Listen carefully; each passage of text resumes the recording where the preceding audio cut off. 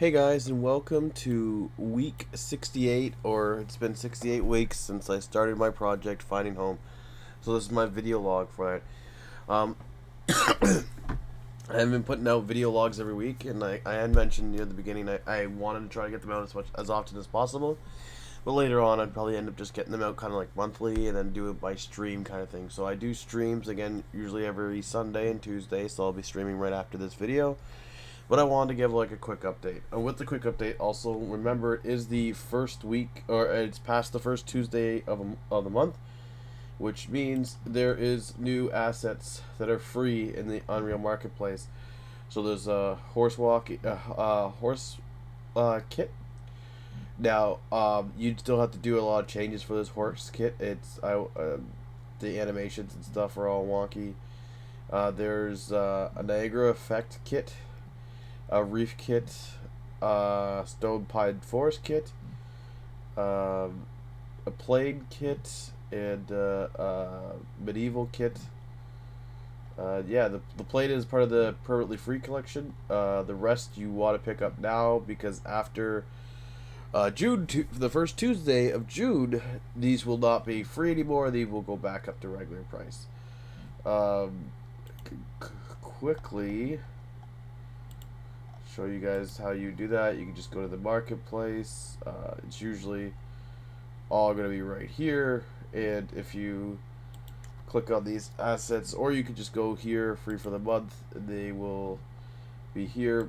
And so the pine forest, you can see they're giving you the grass, the foliage, the flowers, the trees, some road assets, some stones, some buildings to make like a nice kind of farm rural area, some water. So it's a pretty good pack, pretty nice. I already owned the pack actually, which sucks because it's pretty expensive. This pack I actually owned a couple of pieces. As you can see here, it's a big pack with multiple pieces. I actually owned the basic pickups. I think this is actually part of the permanently free section actually, and I think I owned the projectiles because it's muzzle and stuff like that. But the free assets are free assets. There's lots of good stuff here, from firing different fire mills or explosions and ice moves and stuff. So it's always good to pick up. This looks really cool if we're gonna be doing a medieval game. Like there's not that many assets in the end for the price, but you could it doesn't look like that many assets, but with these assets, because they're so modular, you could build so many different things, scale, shape it, and you could probably build like a whole medieval village and everything just with these assets here. Very flexible.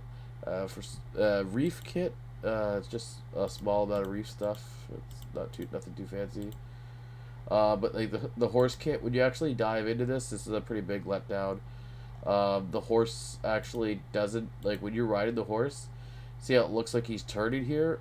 It doesn't really turn. It has like maybe like a diagonal, but when you put backward, when you push like the S key, or to go backwards, the horse is doing the forward run animation, and it's just like sliding backwards. So like it's not set up at all, but the horses are nice. So if you already have another riding kit, you could take the horses, and the reason why he charges so much money, $130 for this pack of the horsing kit, when the horses don't really run right, and is because he says he gives you the Maya and the ZBrush files, so you can edit and change anything you'd like, and so that's why he makes it so expensive, because of the licensing. He's giving you those files to edit and change and do whatever you want with them,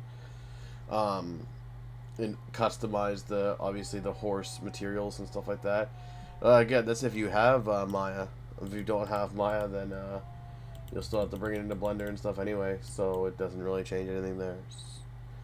But if you do have Maya, it gives you a lot more control, because you'll have a Maya file instead of just an XBX. An FBX, again, you can just take it to anything, but you won't have it directly set up for Maya. Alright, back to quickly going over the project. So, again, Unreal Engine 5, when it came out, it gave us this Lyra Kit, and they said going forward, we really want you to build your games off this Lyra Kit. It has Epic Online services in the background. That means it can work on any platform, whether it's like Steam or their Epic Game Store themselves. It's all built in, I guess. That's what they say. It works on consoles. All consoles. It's just fully compatible with everything, from what they say. And they kind of built this really, really modular so that, like, no matter what style of game you're making, you can kind of customize it to make your own. And this is what they kind of wanted to build your game off of, because all the stuff is kind of done with all the new Unreal Engine 5 stuff. And if I hit play here, you can see that was really quick, but you would have seen that I have my own kind of loading screen set up there for whenever you're loading into a level. We'll go to the front end here. See, loading screen I have set up. I changed up the title screen a little bit to look more like mine, but I'll be editing this even more. I really want solo play. I change it from play Lyra to play solo, multiplayer, and options, credits, and quit. I think that's what I kind of want to go with. And when you hit the multiplayer, you'll have obviously your start game, quick game, or browse. If you hit start game, this is where I want to get into. I seen a nice UI setting before. I think I'm gonna have a map and the game mode in text with a kind of like a picture, kind of like this is the game mode, and then you could go left. Then you can change. You're gonna have your settings on the right here, and then there was an idea that was given to me from looking at the kits on the store. Might even try to just quickly pull it up here.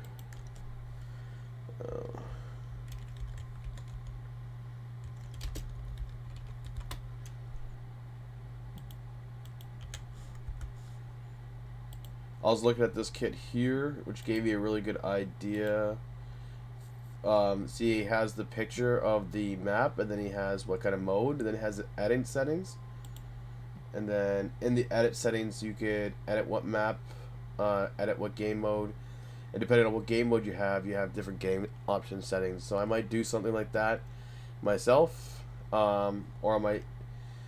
This kit is just using the basic multiplayer stuff. It's not using Epic Online services, so I might use the Epic Online services that we have and just edit this and do this all myself. But this would save a lot of time, but it is pretty steep, so I don't know if I'm going to do that.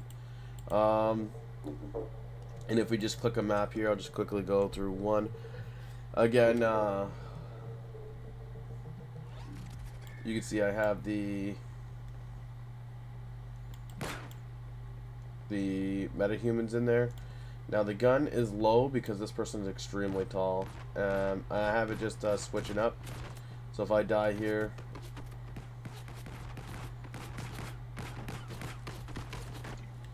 oh,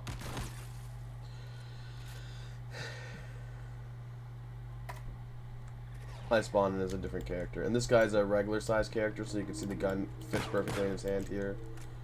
Reload it. And so, like I said, I gotta work on making it so if you have a short character or a tall character, the gun still fits perfectly in your hand.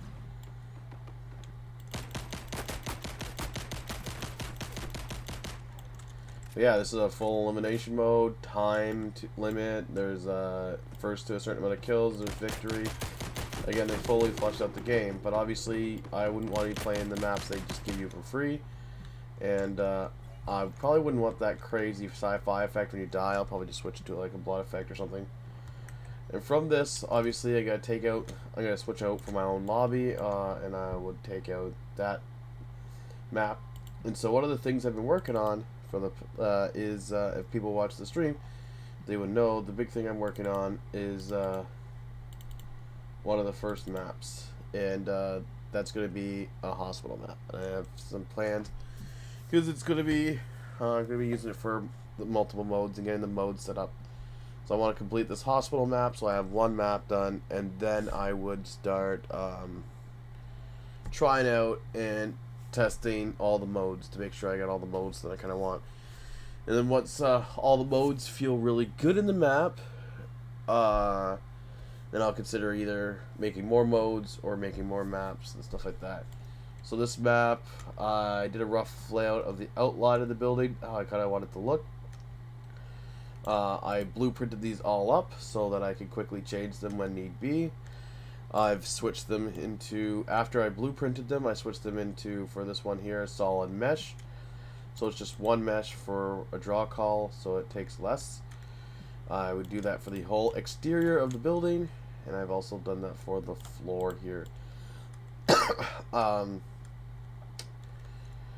I will be doing that for the walls. So right now, as you can see, this is blueprinted, this is blueprinted, this is blueprinted, and you can see the blueprints here. And then once I've done the first floor, I will turn them all into a solid mesh. And so it's just one solid mesh, and with the collisions and stuff, make sure the collisions all work and stuff like that. And then yeah, we be working on the second floor here. As you can see, you got like a little store shop here, and I'm getting it all kind of situated. So there's going to be, this is the emergency area, and every now and then I just test to see that everything's working. So again, you have your characters. Looks like I'm really skinny person here.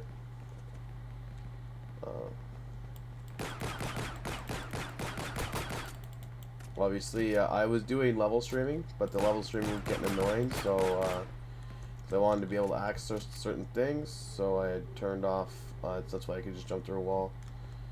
You can see, the doors are pretty good.